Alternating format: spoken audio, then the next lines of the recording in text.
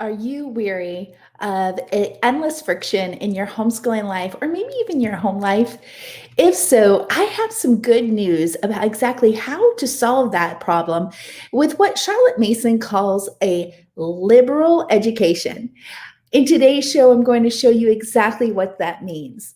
I'm Dollie Freeman, the host of the Charlotte Mason Way show. And today I have an amazing topic to share with you that should get you a little excited as a Charlotte Mason mama, as we're going to talk about plan for a liberal education. So when you're here, you want to go ahead and drop your questions and your interactions as you follow, watch, interact, and share. Okay, so today is a big topic. This is something that is going to make a world of difference in your homeschooling when you take some time to understand what exactly this liberal education means and what it looks like, as well as you figure out what exactly you should be planning for in your Charlotte Mason homeschool. Let me get into the comments and say hello to everyone there before we get into this and give you the opportunity to really settle in and get comfortable in this topic, because I'm telling you, it can literally transform your Charlotte Mason homeschool.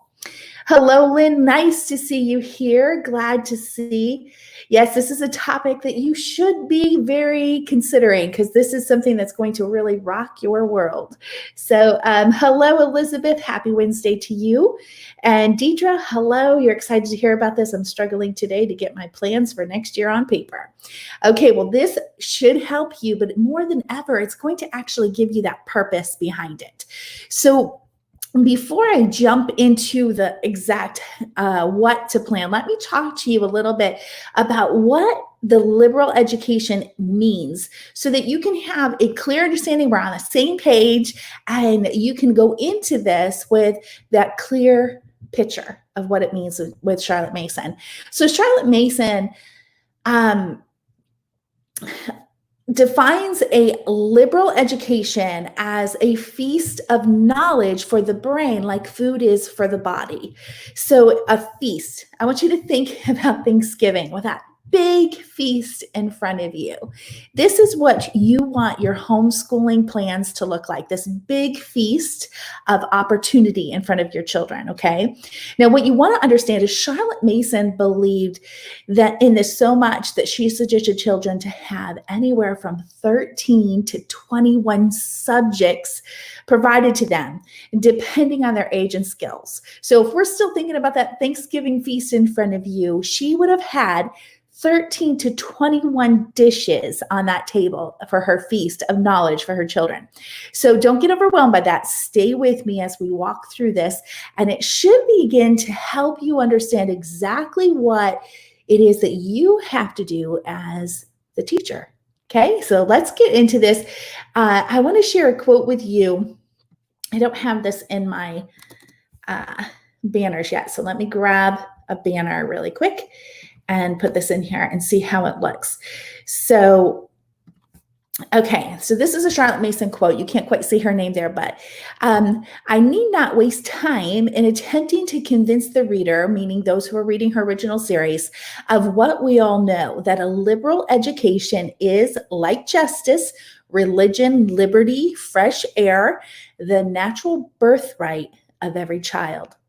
It's a very, very strong statement. It's a birthright of every child.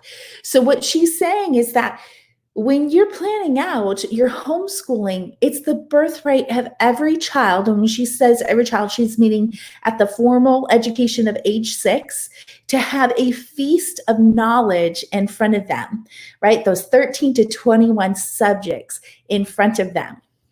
So we have some things to talk about today, don't we? That's something that you want to really dive into and understand. So this understanding of what Charlotte Mason's liberal knowledge is often overwhelming to homeschooling mamas. I know when I first realized how many subjects there were, I too got overwhelmed.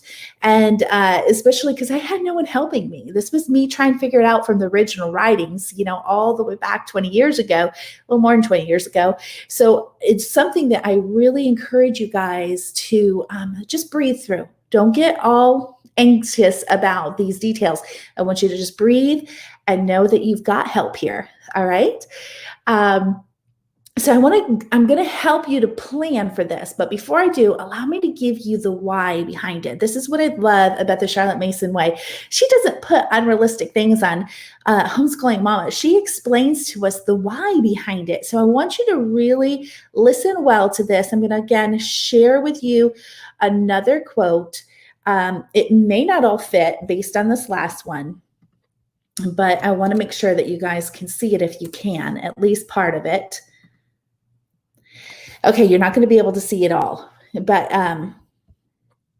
at least you have a good portion of it. So our function as a teacher is to supply children with the rations or that feast of knowledge which they require.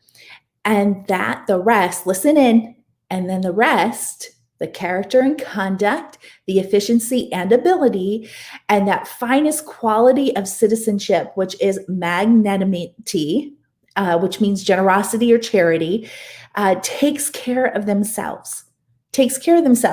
So we think of all these things. We're thinking about all the habits we have to do, the character training we have to do, getting rid of the bad habits, instilling the new habits, all of these things we're thinking about. But this is what Charlotte Mason's telling us. We put that Thanksgiving feast of knowledge in front of our children, that liberal education, making sure it's a wholesome curriculum that will produce the ideas for our children. We put that in front of them. This is their natural birthright. We put those 13 to 21 dishes in front of our children. And guess what? Those character and conduct, the efficiency and ability, and that magnanimity or the generosity or charity will take care of themselves through the ideas and inspirations that their curriculum gave to them. All right. So this is exciting. I get real excited when I see that if we just follow what's there inside the method, that our lives truly do become smoother and easier days, because it's a proven method. It's not just a system. It's a bona fide method that will truly transform your homeschooling. All right. So with those two quotes in mind, it's telling us exactly what it is that we need to be thinking about as homeschooling mamas who are committing to the Charlotte Mason way. So let's talk about that, supplying your children with what they require, that feast, that table. Let's talk about exactly how to do that.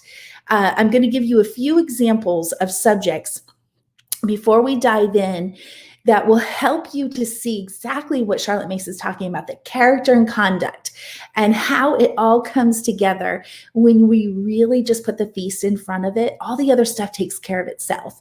So for instance, with art study and music study, when we're looking at the composer's work and the artist's work, guess what happens?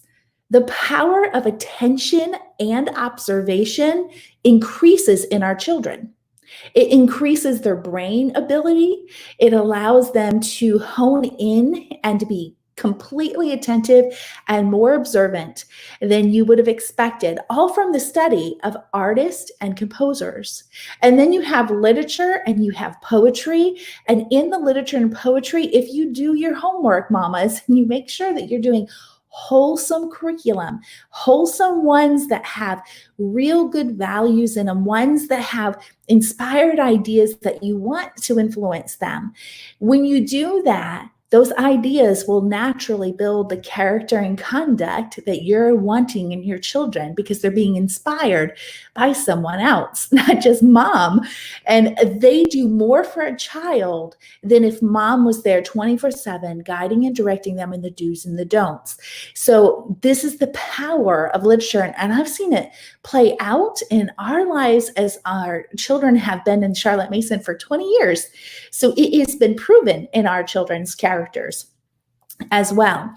So how about we figure out what this all works and what it looks like? Does that sound like a good idea to you all?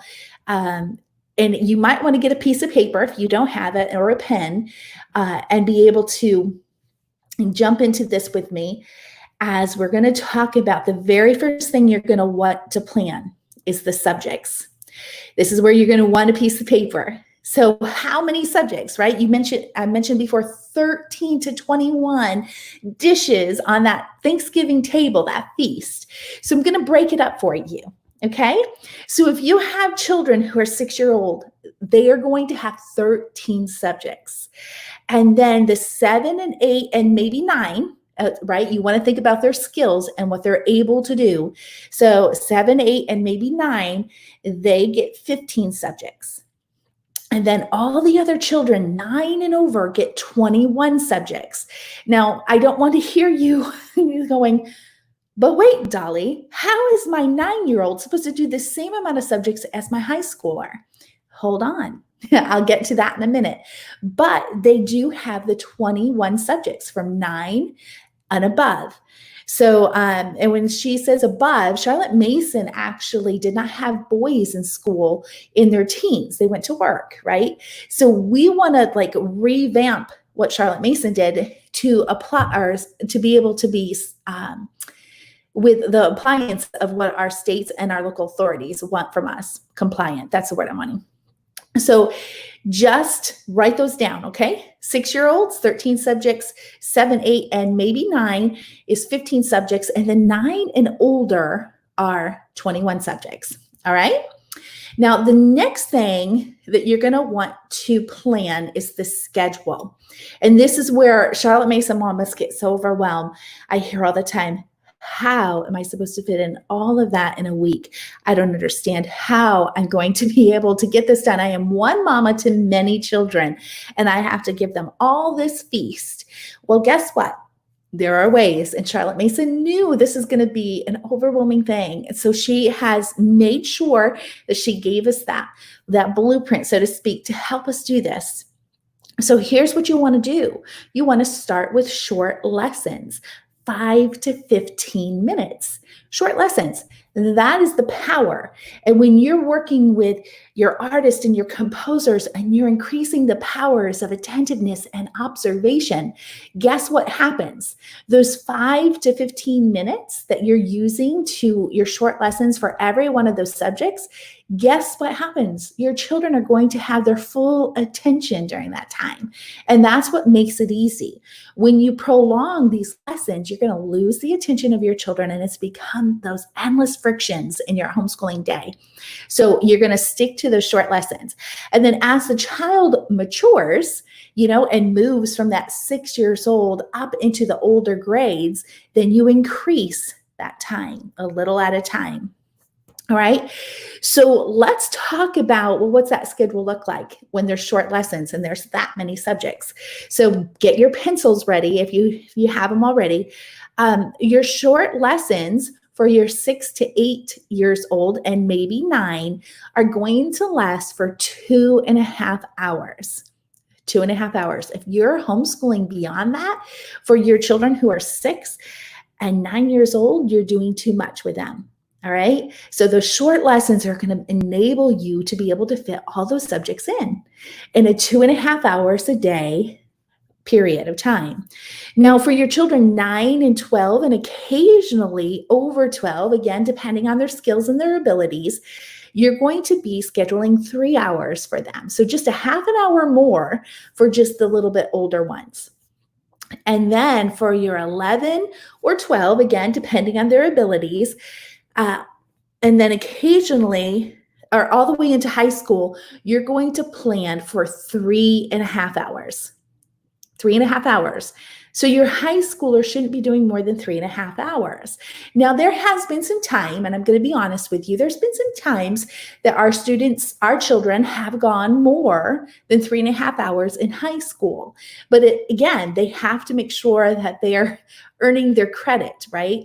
And so we oftentimes do the electives in the summer to allow them the opportunity to stay within those shorter lessons and have that free time to work on those dominant ideas, especially in high school, to be able to have some breathing room, right? And to be able to be a little bit, because in high school, you have driving you have to think about, you have a whole lot of other things that you need to fit in. And so you're going to want to structure it a little different. So you have, depending on the ages and ability of your children, 2.5 hours a day, 3 hours a day, or 3.5 hours. That's something you can get done in the morning. All right, so there's your schedule, short lessons, and then the time period based on the big feast that you're going to put in front of your children. Is this making sense to you guys? Let me know how this is helping you guys comprehend this. And then the third part, this is where we moms get deep into the details, is the curriculum. All right, so the curriculum is where the nitty-gritty meets the road. And so here's where you're going to want to take notes as well. So for your 6-year-olds who have 2.5 hours of work and they have 13 subjects, they're going to have a total of 15 books, 16 books. My contact is blurry. So 16 books for your 6-year-olds. For your 7 and 8-year-olds and maybe 9, depending on their skills, you're going to have 23 books. All right. Now, what you need to understand, they're both doing the same amount of hours, 2.5 hours, this age group is. But as you can see, there's less books for the 6-year-olds than there are for the little older ones, so 7, 8, and maybe 9. So this means they're reading a little faster. That means they're being able to get a little more done. Their speed is getting faster, those types of things. And then for your 9 through your 12-year-olds and occasionally over 12, depending on their skills, you're going to have 25 books. So here we are jumping 2 extra books. And the important thing to notice with them is that they're still in that 2.5 hour time period. Actually, no, your 9 and 12 are actually 3 hours. So just 2 extra books jump them up another half an hour. And then here is the big thing. If you remember, the 9 through high school actually have 21 subjects. And so remember, a lot of people are like, how in the world does my 9-year-old have the same amount of subjects as my high schoolers? This doesn't make sense. The difference is the number of books. All right. So you're going to have 25 books for your 9 through your 12-year-old. And occasionally over 12. And then you're going to have 35 books for 11 or 12, all the way up to your 15. And then anything over 14 or 15, you're going to move into 40 books. So you can see they're all still 3.5 hours, but the number of books increases because their speed of writing, their speed of reading, and getting their work accomplished is so much greater than that of than other ages. I'm so glad that you guys are enjoying this. Yes, this is good information. Stephanie and Sarita, I'm so glad you guys are learning it. What types of books? That's a whole nother subject, okay? So you want wholesome. When you're creating your book list, you want to make sure they're wholesome. These are the things that Charlotte Mason spoke about in her quote, that if you give them the ration of knowledge, they will actually have their character and conduct done for them. It's there because you have done due diligence in giving them their ideas. Now, here is what I want you to think about. How do we know what subjects get books? How do we assign books? So let me answer those questions in a minute, okay? I'm going to go on here really quick. And so I want to remind you that as your functions, you guys are all getting in here, so what kind of books? That's your function. That's your job, is to supply those books. So here's something I want really exciting to tell you guys is that if you want an easier way of doing this, I have worked really diligently to provide 4 subjects that are often overlooked. They're usually the ones that just do not get done. They're the ones that intimidate. I know I got so intimidated with these subjects. And the reason being is I never had them in school. But here's the key thing. These particular ones are the ones that's going to build those character and conduct so easily for you as a Charlotte Mason mama. And I want to introduce you to what I call the literature and the arts done for you. And let me put this right there for you if you want to check it out. There's 4 subjects. If you count copywork as a subject, that's 5. And it's all done for you. Everything's there for your literature books, 100 literature books. So a lot of you are like, so what types of books are we supposed to be doing? I actually created a list. Charlotte Mason did not do that. Charlotte Mason said, there may be a list out there, but it's not done by me. This is one of the most important topics to moms. I get this question all the time. And so I decided, you know what, in the world we live in, I am going to give my audience those lists. And so I worked really hard to create the list of 100 books, and it's divided up on ages, just like Charlotte Mason broke up the classes or forms. She calls them two different things in her books, classes and forms. And it will give you the ability of being able to just go ahead and go through and check the literature books that have wholesome ideas. So you don't have to do the work. I know when I first started, I had to read every book before I let my kids do it. And that was really hard because my oldest child was an avid reader. I could not keep up with her. And so there it is for you. And you can print out one for every child and it be their forever list for their entire formal education. So that's all done for you. And then the other ones are, you have 50 artists with six masterpieces already selected. There's no nudity in it. They're wholesome. And so you could just click on it and study it together as a family. And then I have 50 composers with six pieces for every composers. And it's embedded in there so you can listen to them just together. And then also the poems. I have 100 poems in there. And these poems are poems that I worked really diligently on based on the ages to make sure that the poems line up with the character struggles children have at different age periods. Like once you get into the high school, the teenage years, I have poems in there about like do it right, procrastination, those types of things, the things that children are really struggling with, poems that will help them build their character and their conduct. And it's all there for you. And I also have copywork, manuscript, and cursive for every one of the poems. So it's a huge thing. It's literally done for you. Drop into your planner for those 4 and 5 if you count copywork as a subject.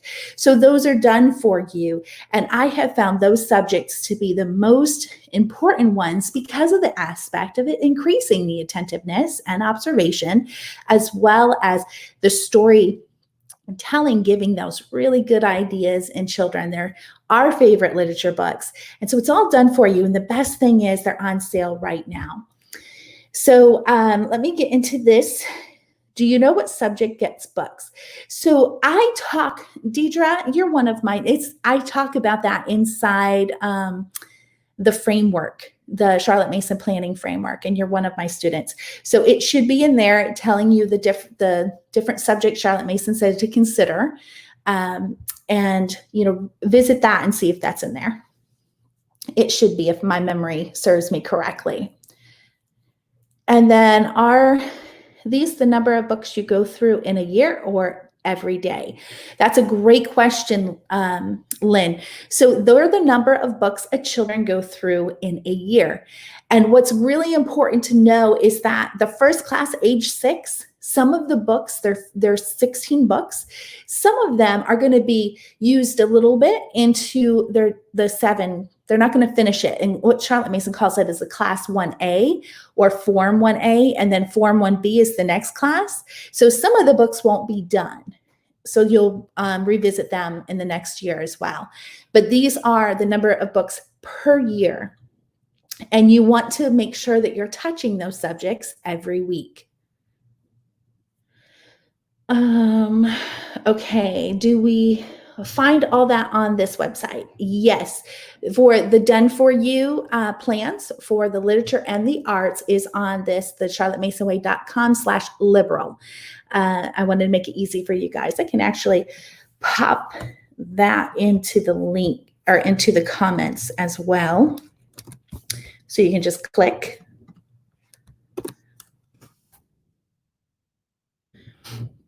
Okay, so Lynn says, I haven't used the plans yet, but I'm excited to use them starting next year. They look great and very straightforward, not tons of prep work. which is what I need right now, right? We all kind of need that. And I know when I started the Charlotte Mason way, 20 years ago, I felt very overwhelmed because there was no one really speaking on it. The internet was pretty new back then, and we didn't have Pinterest, we didn't have Facebook, we had Google, but actually, I don't think we had Google. I think we had Yahoo or something like that. I don't remember, but there wasn't a lot of people speaking about it. And so that's why I benefited so much from the original series. And again, the book list she didn't have in there. So I remember hours I spent in the library on the floor going through the books and then just spending my summers reading the books that I was going to give. So I'm cutting out a lot of hours and research and verifying that they're wholesome for y'all. And I know when we would study artists, I was like, oh, there's nudity there. And I was very careful with that. So I just prefer our children not to be looking in that at that kind of stuff, especially at a young age or even in the teenage years. So okay, so yeah, and Deidre, we can talk about that in an upcoming call, so we can help you pinpoint that. That's not the purpose of this. I do teach that. There's a huge amount about what books and those types of things. So we can definitely talk about that in an upcoming call. All right, so there you have it. Now, I want you to know that if you're watching the replay, you definitely want to make sure of the dates, but the Done For You plans right now are on sale. And there are 4 subjects, 5 if you count the copy work. And these are huge. These are literally all you need for these subjects from your formal education, literally from 6th grade all the way through high school. I've done all the work for you. So you just need to decide what they are and drop them in. So the artists and the composers are chronologically done. So if you want to put them in your history period that you're studying, they'll fit perfectly there. So you just make up your mind what you want to do based on your children and your other plans and how it fits you best, and you drop them in there. So I'd spent 150 hours pulling all of these research, pulling them all together, not to mention the years of reading the books with our children, making sure that they're all wholesome, to make sure that the character and conduct is going to be there. And so it's so important and totally something you really should be thinking about doing, because it takes a lot. It takes an awful lot to do this for your family. So you want to do it right. You want to give them that whole Thanksgiving feast. When you're planning out, picture that Thanksgiving feast and picture out the different subjects and for each child. And then you also want to remember, what subjects can you do together, right? They don't have to be individual subjects. That one room classroom is a beautiful thing in a homeschooling environment. Use it to your advantage. Okay, so this, not a problem, Deidre, not a problem. But the Done For You are amazing. I'm going to continue to use them for my youngest one. I wish I had started them sooner, because boy, would that have made it even easier for me planning all these years. So now they're all there. So mathematics, what about mathematics? That's a subject. So yes, they would need a book for mathematics. And I'm going to say this because it's off topic, but I'll answer this really quick at the end of this show. The thing about mathematics is you want to stay away from the living books for math. You can use it as a supplement, but children literally need to know how to do math. So Charlotte Mason was not in any way, she literally put math in a whole nother subject. And she literally said the people who know how to do math should be the one teaching it.